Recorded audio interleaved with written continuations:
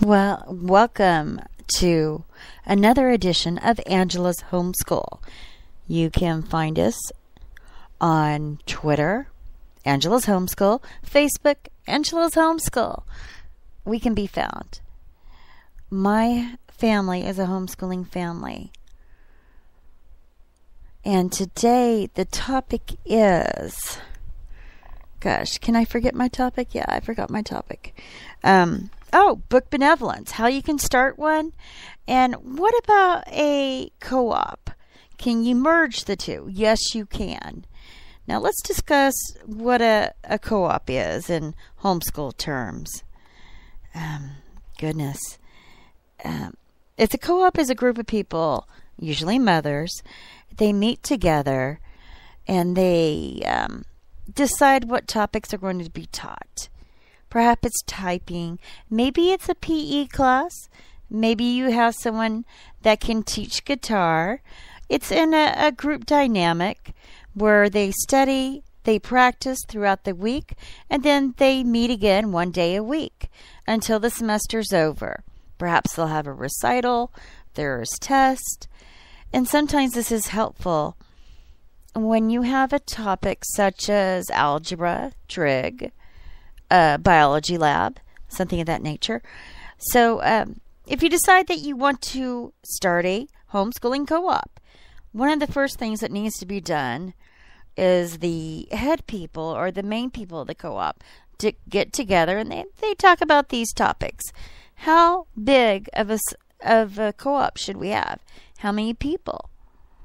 This is, it depends on if you're going to do monthly field trips, park days, and as I said before, if you're going to have a parent teach a certain subject like guitar or that bio lab that's needed for a homeschool high school graduation. You need to decide also if it's going to be an open or closed co-op. And if you plan to host a larger group, you really need to decide on the number of students or families you're willing to include. Now, perhaps there's families that are for the quiverful theology. What does that mean, you ask me? Where they believe that God is going to bless them with as many children as possible. If He blessed me, I must be able to handle it type of theology. This will result in 8 to 19 children. It happens. So just not the number of families, but the number of children is important when to do a co-op. In an open and closed co-op, if you want a closed co-op, that's usually because you want to adhere to some belief system, be it religious or otherwise. I've known a co-op that was more of a Tea Party co-op. Heaven forbid if they find out that you have registered as a Democrat. These are the problems of the dynamics with a homeschool co-op. Women can be petty. Yes, it's true, people. It's so very true. And don't be a superwoman. Learn how to delegate. It's supermom. She needs to lead the room because you are human. You need to take care of your needs as well, schedule some time for yourself, and you don't have to do everything. I know as a homeschool mom, I feel responsible for the education of my children. This is true. But you don't have to do everything yourself. Get a core group within the co-op that you can depend on. Usually there's one person that's responsible for the co-op, the one that originated the co-op, the one that will always monitor or moderate the Yahoo group. And FYI, find a friend that has time to moderate the chat room, because people often will say things that they would not say in public. And that's just a fact. So we need to look at these possibilities. You need to get parents that are willing to teach classes, or perhaps you might have a daycare with the co-op. If it's held at a church, there'll be the nursery there. You need someone to oversee the daycare for the truly young ones, the infants. Teacher assistants. This type of situation, you need to look And in my opinion, you need to really require that parents participate, that it's not a drop-off activity. Now, if you meet with your core people, what I like to call the board, you need to outline the vision of your co-op, write a mission statement or a statement of faith. I kind of like that, a statement of faith. Choose a name and create membership prerequisites. You may have a small fee just to cover expenses, or perhaps you might want to have an Easter egg hunt or a Christmas party or a Halloween party, depending on your statement of faith. Also, at this point, your core group needs to, or board, needs to choose where they're going to have the co-op. Sometimes libraries are open to helping, but maybe just once a month, or perhaps just 12 meetings or 10 meetings per year. You need to look at the requirements. Also, insurance is an issue. Some churches will require you to provide your own insurance for injuries that may happen within the church. That is a big issue. Big issue. Community centers can be helpful, but you cannot have a closed group at a community center. It has to happen to be open to everyone. That's just the way it goes. If it's a public place, it has to be a public group. So, and of course, with your board, and maybe at this point you have some members of your co-op, I suggest with this next topic, you really listen to the members of your co-op once they start signing up. You have to choose the classes that will be taught. And do not overwhelm the co-op. They are not superwomen either. We really need to be realistic and not pay attention to what people think of us. Should we say the worst word in our vocabulary? No.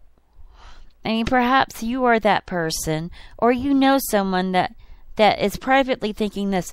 Please say you don't need me. Please say you don't need me. You need to listen to that small, quiet part of yourself that says, I can't handle that. Please don't say you need me. Don't ask me to sign up. And not sign up for everything. Perhaps require the parents, the caregivers, to sign up to teach a class for at least 1 month, or to assist for 1 month. To donate some printing paper or ink, whatever the case may be. None of that comes for free. And you need to choose the day of the week the co-op will meet. This kind of depends on the subjects. Like if you're doing a drama class, sometimes you may need to meet twice a week. There's Lego groups, pottery, music appreciation. With the music appreciation, you can usually meet at a university.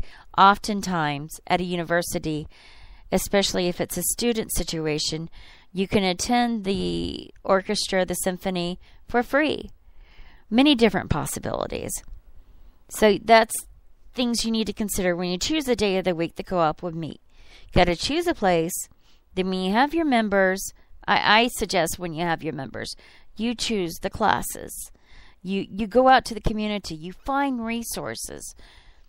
For your state's history, go to your museums.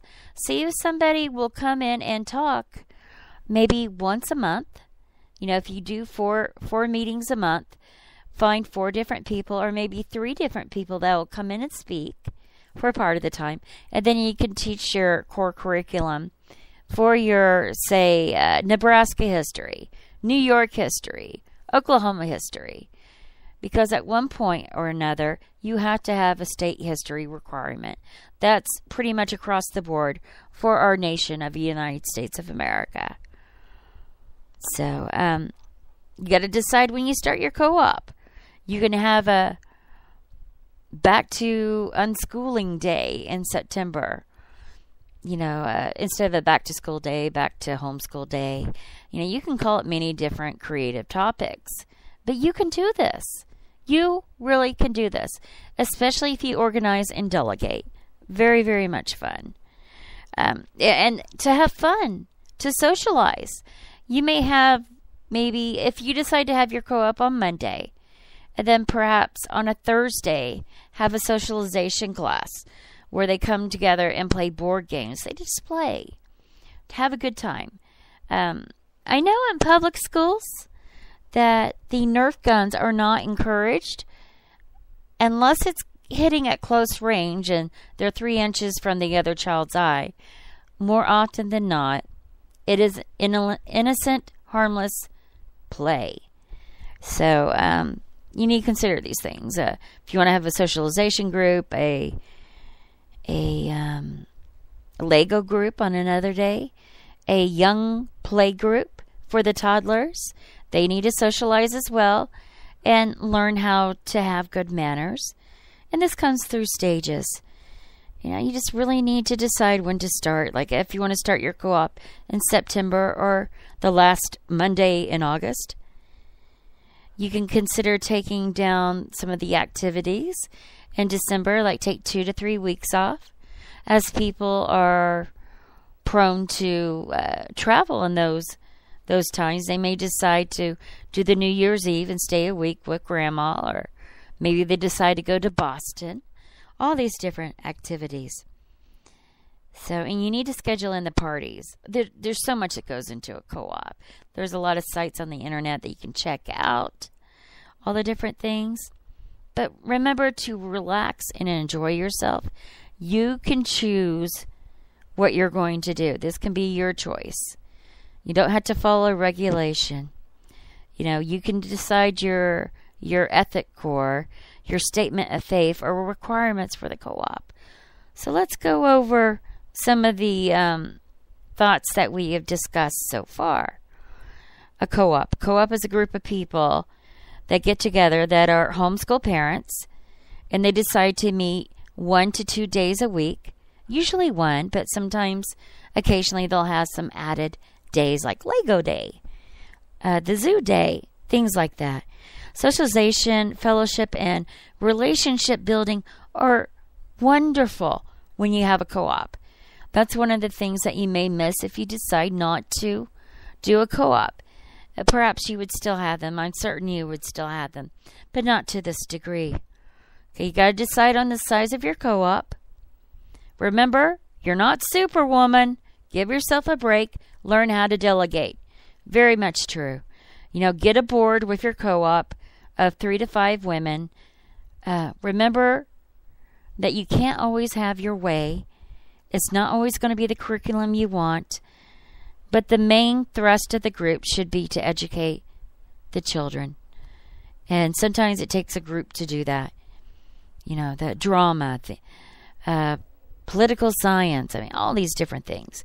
And maybe you're not comfortable teaching algebra, and that's okay. Remember, we're not Superwoman. We delegate. So the next option, you got to find a location, choose those classes, create a schedule, and have some fun at this. You're all right. This is going to be okay. You can do this. You truly can do this. Just wanted to make a short little program about this. And Book Benevolence. I help run a Book Benevolence in the greater Tulsa area. And this was the brainchild of Linda Duntley, who, by the way, has a newsletter. It's called Tulsa Home Educators, T.H.E. You can sign up for the newsletter. I tell you, the August and September issues are key, full of ideas of, I'm forgetting the words. Field trips. Education field trips. There's, in Oklahoma, we have a day at the state capitol for homeschoolers. It's great. They get to sit in a Senate seat, a state Senate. They get to debate, hit the gavel, start a mock day at the state capitol. It's great. Fabulous. So what is Book Benevolence, you ask? Well, benevolence is giving. Givings of oneself. And so we're giving books. It is sometimes costly to homeschool or to home educate one's child or children. So especially if someone gets laid off or the problems that come with